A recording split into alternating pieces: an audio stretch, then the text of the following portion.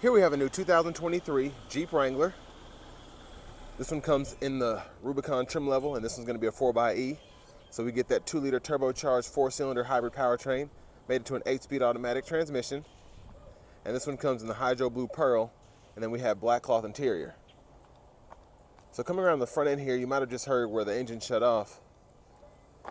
But we have LED headlamps along with LED daytime running lights and LED fog lights. And then down here we have the 17-inch aluminum wheels. We get passive keyless entry on the front. And then we have our power mirror controls here, power door lock controls here. Storage pocket there. Headlamp controls here, and then you can actually decide what drive mode you want to be in, whether you want to be in the full electric mode, the hybrid mode, or the e-save mode. And then we open our fuel cap here. I'll hit that button now. And then over here, front driver's seat. And of course we can use that for the seat back. Then use this to pump the seat up or down. And then this is going to be for our lumbar support. So you have the same adjustability you'd expect out of a premium vehicle. This is all manual controls, of course, for when the doors are off, etc. But I have the seat in front of me adjust for someone of my size, so let's see how the legroom is back here. So you saw I just leaned the seat back up a little bit, but decent legroom. And I do like that we have seat pockets behind on both seats. And then rear AC vents here. And then we can control our windows from back here as well. 2 USB ports. And it's USB-C, USB-A duo there, so depending on which port you need, you can use that. And then we have a 115 volt 3-prong household plug-in down there. Then our middle seat does fold down, and we have cup holders here. And if you need to, you could actually hang your clothes here if you have the top on and everything. But let's make our way to the back. Fuel cap is here.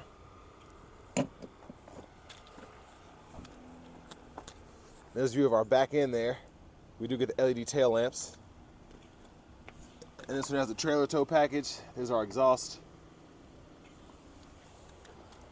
And you can also use your cargo space here. We do have the Alpine sound system. There's a subwoofer back there. And I can say from personal experience, it's a really good system. Of course, you could upgrade to the Harman Kardon system and get even better sound, but the Alpine, pretty good.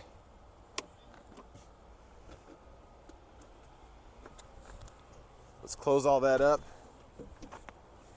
And then I'll show you how we fold the rear seats down if you want even more space. Come right here, and that'll fold almost flat, and then you can run longer objects through if you need to. But pretty easy to adjust here, and then you can actually fold that flat like that, and then your battery is going to be right underneath the seat there.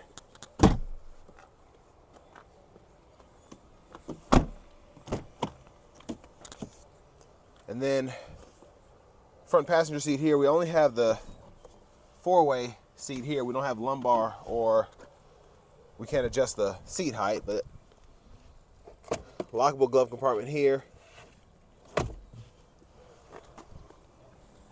Actually, let me look at this window sticker really quickly before we go further. So the 4xe does give you a bit of a price increase as opposed to the regular Wranglers. So pretty expensive, but I mean, these are fun. I rented a Jeep once, it was awesome.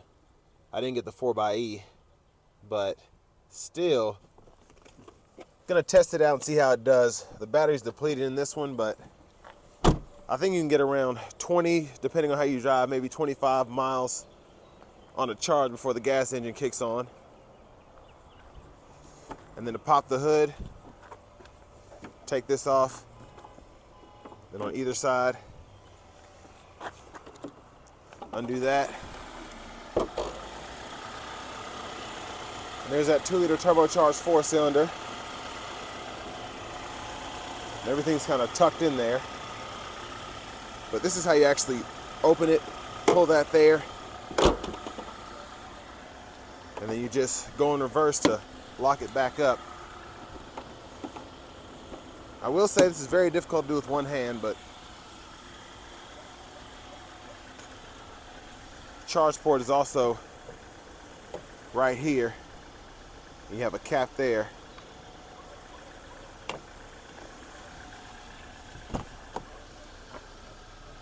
Let's go ahead and hop in the driver's seat. We'll have to move that back.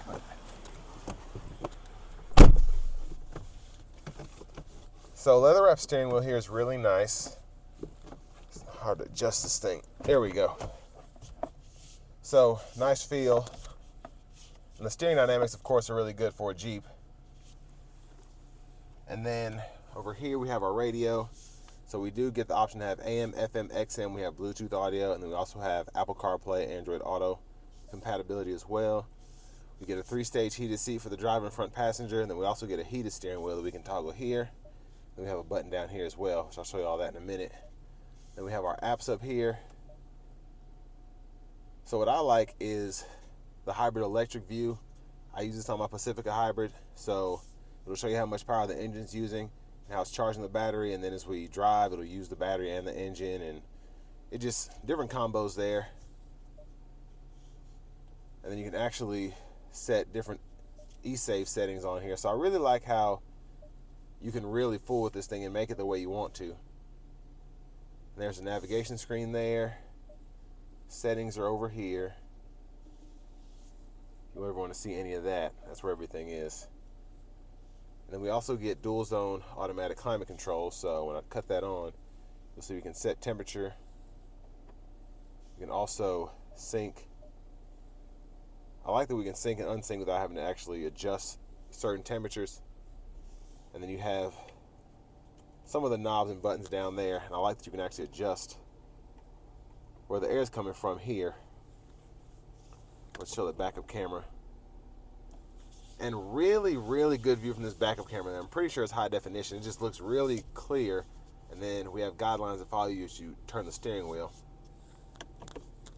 And then we can activate our max regen here. Really like how they did this with just a touch of a button, and I'll show that on the test drive as well. And then all of our window switches are here. You have the heated seat controls, all that here, volume knob, tune knob. And I just really like how the buttons are still here for everything that you would need. So you don't have to use the screen, but you can if you want to. USB ports are there, aux input there. I like we still get an aux. And then our differential locks are down here, sway bar, and then we can set up our aux switches. So if you want to have lights or something like that, touch of a button can activate that. And then to shift our four-wheel drive, we can just pull down for auto, and then we can come over here for part-time, then we can go all the way down to low once we're in neutral and all that, and we can set that up. And then for the shifter, just pull it down here, reverse, neutral, drive, and then manually shift here if you want to. And the cup holders, emergency brake is there. And then center console cubby space, pretty generous. Then you have a second USB port down in there. And then, of course, we can take the hard top off. This one does come with a hard top. And there's a view of the back seat from up here. But these are really meant to be driven without the top on. They're just really, really fun. And we can use these 4 arrows to go through our gauge cluster. Voice recognition and Bluetooth controls are here. And then we have our cruise controls here. Blinkers, high beams, and then we want to make sure the lights are on. Turn the high beams on, and we can turn them off. We can flash there. And then we have our windshield wiper controls here.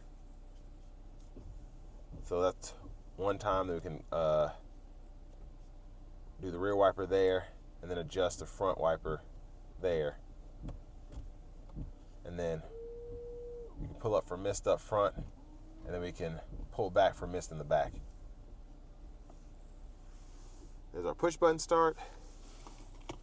And finally, here's our key fob with remote start. But now onto the fun part. Let's go ahead and take this 2023 Jeep Wrangler 4xe Rubicon out on the road for a quick test drive. So driving the Wrangler Rubicon 4xe,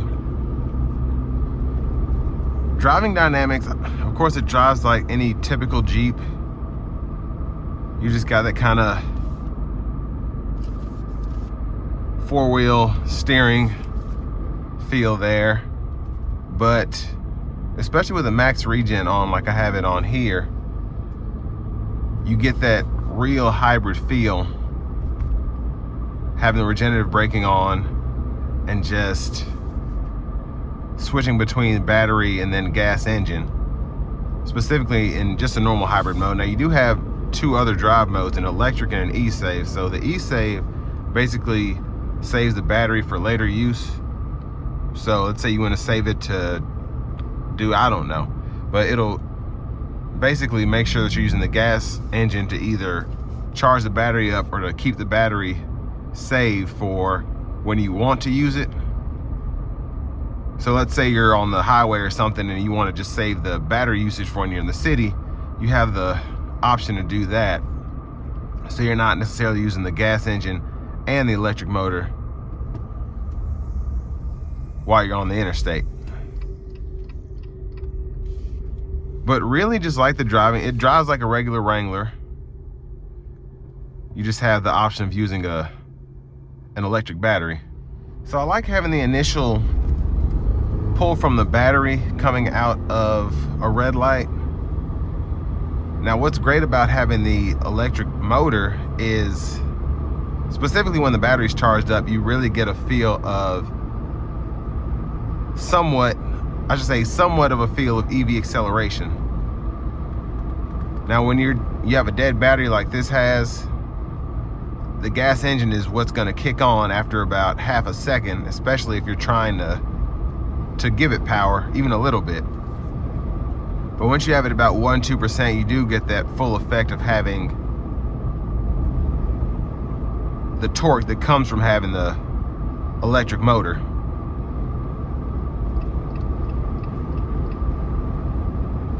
And this is not necessarily, this powertrain is not meant to be a gas saver, or I should say even a fuel saver, unless you do a lot of, let's say 5-mile trips to and from the grocery store and you keep it charged up. Then you really get the full effects of getting good gas mileage. But of course this is not as efficient as the Pacifica hybrid or really any other vehicle in general, just because it's got that same boxy texture that Jeeps are known for, which is why they're so good off-road and why people love them so much. Let's give it some throttle here.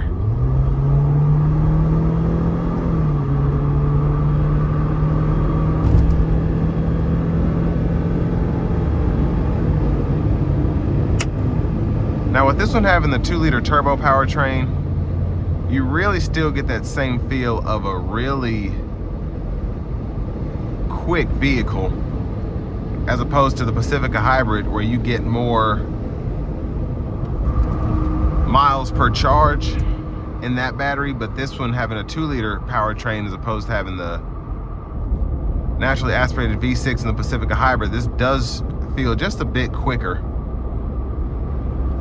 I mean, I'm also in a Jeep as opposed to a minivan, but just really like how this accelerated. And the ride was okay coming down the interstate. I only got to test it out for probably about 5 seconds. Nothing out of the ordinary, relatively smooth, especially for a Jeep. Of course, you take the top off, you're gonna be feeling everything, specifically from the wind. But that's what makes them so much fun again. Now for this price point, $70,000 is a ton of money, specifically for a Jeep. Of course, you can get it $392 for 20 grand more, but you do get the $7,500 tax credit if you can use it, and that's a big plus. But all in all, it's just a really fun Jeep. Jeeps are not cheap, but you may want to go towards, let's say, a 2-door with just the 2-liter turbo and save you several $1,000s. But it just depends on what you're into. I definitely like having the electric motor. It's fun to use. I like having that extra torque when I need it. But it's just a Jeep with an electric powertrain, pretty much. It's really the best way to describe it. Nothing different, which is a plus for people who love Jeeps and they just want to maybe try out having a hybrid, because it's not, you're not losing any performance here because you're still getting that 2-liter turbo that comes standard. You're just also having the option of using an electric battery and an electric motor when you want to. But all in all, the Wrangler 4xe Rubicon is still Wrangler. You get all the fun, pay a little bit more money, and then you just have an electric powertrain added on. So this will bring me to the end of my review of the new 2023 Jeep Wrangler Rubicon 4xe.